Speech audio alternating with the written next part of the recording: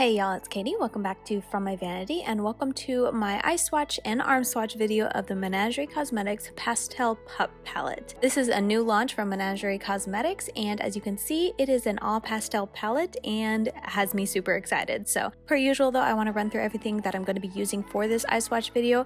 I'm going to use a white base, so I'm using my Makeup Revolution Conceal and Correct Concealer in the lightest shade, and then this dry Colourpop sponge to blend it out. For all of the eye swatches, I'm going to be using the COTY AIrspun powder to set my right eye only, and my left side I will keep tacky, and then to put that powder on my right eye, I'm going to be using the Stilazzi L307 brush. To blend the shadows in, I'm going to use this Sonia Kashuk number 28 brush to pack the mattes onto my lid and blend it up into the crease. I'm going to use the Stilazzi L221 brush to pack on the shimmer shade that is in this palette onto my lid. And then for the mattes that I'm blending into my crease, I'm going to use both of these kind of brushes. This is the E38 brush and the E35 brush. I just want to try something different instead of the E40. I feel like I can get real messy with the E40, so I wanted to try a smaller blending brush. So I'm using these two to see which one I like. And then per usual, I'm just using this dry makeup brush cleaner to clean between swatches, and then this Ulta Beauty eye makeup remover to clean off my eyes, and then this makeup eraser towel to dry my eyes off between swatches. Now I'm just going to go in and finger swatch all of them, and I'm going to show you how I put my finger into the pan and then how I swipe it onto my arm. Overall, I was really happy with how the swatches looked on my finger. They are very light and powdery, but that's kind of what I expected from Menagerie with a pastel palette. I also want to mention, if you guys like these eye swatch videos, please hit the thumbs up button before you leave, as it helps my video get pushed out to more viewers. The only shades that really disappointed me in the finger swatch were Fishy and Saddleback, and I did give you guys a close-up look at the swatches, but the day I did this, I didn't realize I cut off the black entirely, so this morning I just went back and re-swatched them all, and I made sure I was in frame this time, so that's why it looks a little bit different, but I just wanted to make sure you guys got a good look at all of the shades.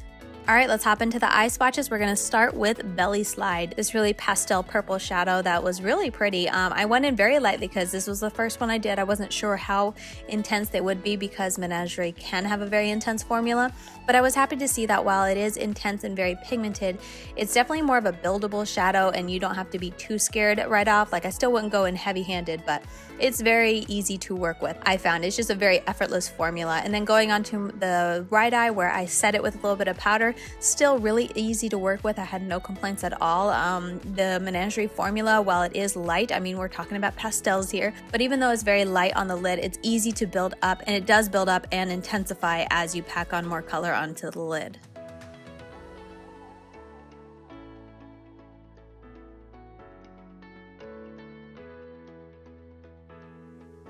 Moving over to Cuddle, this shade was really nice and bright. Once again, took a little bit of work to build up, but as you see, as I continue to add more, the color does build up. Also keep in mind with the lighting in my videos, it's a bit bright, so it can wash out these pastels. In real life, it is a little bit easier to see these pastels, so just keep that in mind as you're watching this. It does get a little blown out by the bright lights, but I do try to tone the lighting down when I come up for the close-ups, just so you guys are able to really see the colors and see how they look on the lid. But anyway, on the set side, once again, really easy to build up. If anything, it just looks a little softer on that side or just takes a little bit more work to build up. But as you can tell, it looks really smooth, and I was really happy with how it turned out.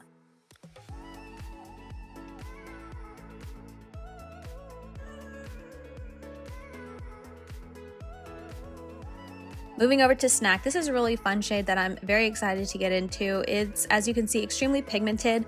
Something I will note with these pastels is that you want to make sure, one, you have a white base, but also that your base is very nicely blended out, because there was a couple times when I was swatching these on my eyes where maybe I was in a bit of a hurry with blending out the white base because I was doing a ton of swatches yesterday.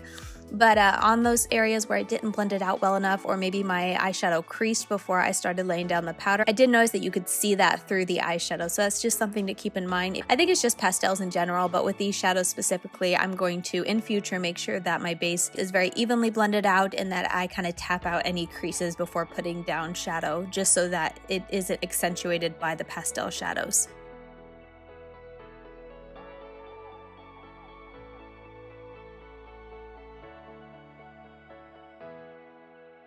Moving on to Fishy, this was probably the most disappointing shade just because it did look fun in the pan. I don't even know how to describe it, but almost like a tangerine type of peachy tone color.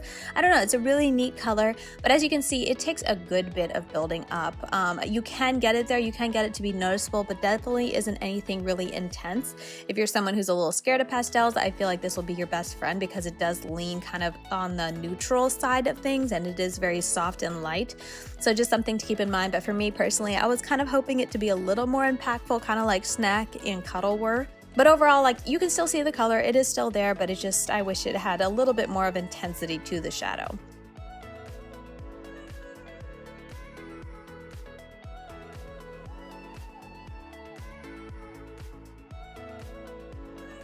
Next, we have Sunbathe. This is a really very powdery shadow. As you can see, all that powder just kind of floating away. But overall, it does still, like usual, it builds up, it is there, it shows up, it builds on top of itself. And you can kind of tell a little bit, it almost gets neon as you're kind of packing it in there and packing it, especially on the lid.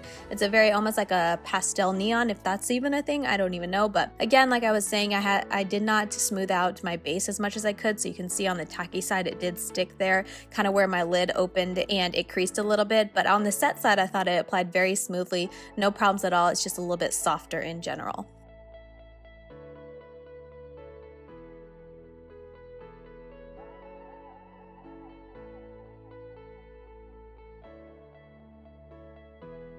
Moving on to Flipper, this is a fun shade. Of course, I would say that because it's green, but I really do like it. This is kind of just like a very true greeny, like a lime green, I guess you could say, type of green. And as you can see, it builds up really nicely. It's very smooth to apply. I thought it blended very easily for it being on a tacky base. I didn't really see too much catching, and then it packed on the lid beautifully. On a set side, once again, it's just a lot easier to blend out because it is set, but it's also, because it is set, a bit softer. But in my personal opinion, when I was doing these yesterday, I honestly couldn't really tell that much the difference between the two sides because even with the set side just builds upon itself so beautifully with the Menagerie palette. Next up, we have Iceworm, and this is more of a true green, bordering on the minty side of things, and it is a really fun green as well. Just like the previous green, it builds up on itself really nicely. I didn't notice any problems with blending it out, and it packs onto the lid beautifully on both the set side, and then as you're going to see in a second, also the non-set side. But yeah, overall, I didn't have any complaints with this shadow. I thought it performed and looked beautifully, and I cannot wait to use it in a look.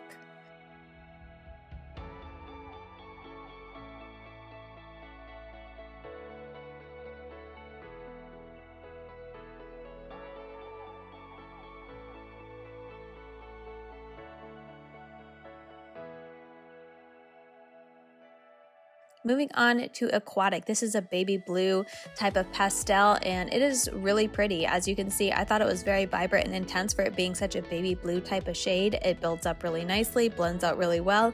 I'm beginning to feel like a broken record at this point, but yeah, this was another shade that I really had no issues with working with. As you can see, there's a little bit of color difference when you pack it on and then continue to build it up and intensify, which I think gives this shade and a lot of shades in here that do that some dimension, because you can almost do like a one shadow look and still get dimension in your crease and whatnot and on your outer corner just by using more of it or blending it out or what have you. So I thought that was an interesting aspect, and personally, like as I was doing these swatches, there was a couple times I was like, I just want to throw a wing on and like wear this. It looks like a complete look just using one shadow. Next up is Icecaps. This is a purple. It's definitely different from the first purple in the palette. It has more, I guess, blue tone, gray tone. I'm not really good at color story, but anyway, it's different.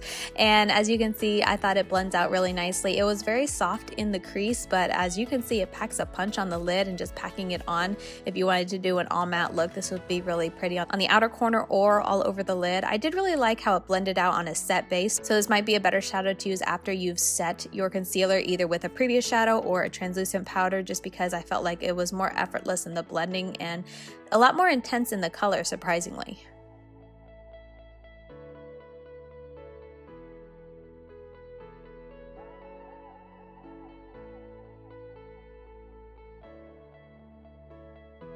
Then we go up to the, I think this is a trifoil is what she's calling it, but the only shimmer in the palette. I did not take this up into my crease just because of the formula. I knew it wasn't going to look good, so my apologies if you're wanting to see this blended into the crease, but I just didn't want to deal with the mess that day.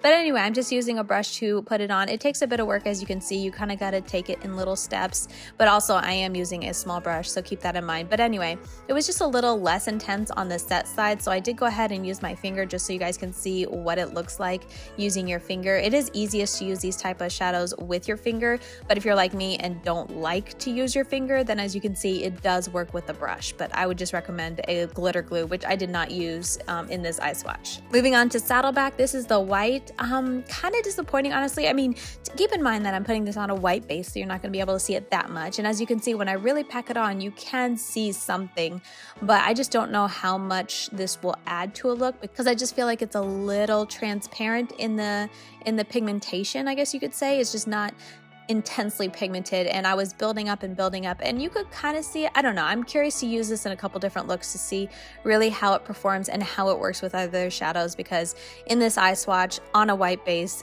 I mean, it's kind of hard to tell, but I mean, you could see it, so that's something. And last up is Whiskers, the black in the palette, but honestly it looks black in the palette, but when you swatch it and touch it, it's actually more of a very deep gray.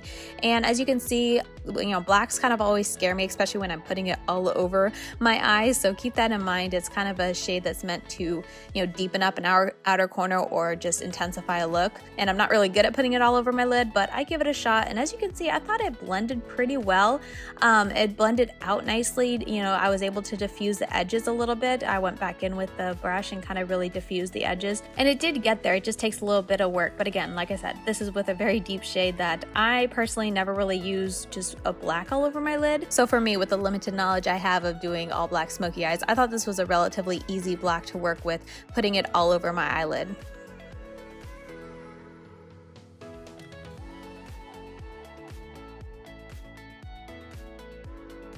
And again, I should clarify, it's not really a black, it's more of like a really deep gray. But anyway, that's gonna do it for the swatches. I hope you guys found it helpful and informative as always. Let me know what you think down below. Are you at all curious about getting this? And are you at all into the pastel trend? I would love to hear. But again, thank you for watching, and I'll see you very soon in my next video. Bye guys.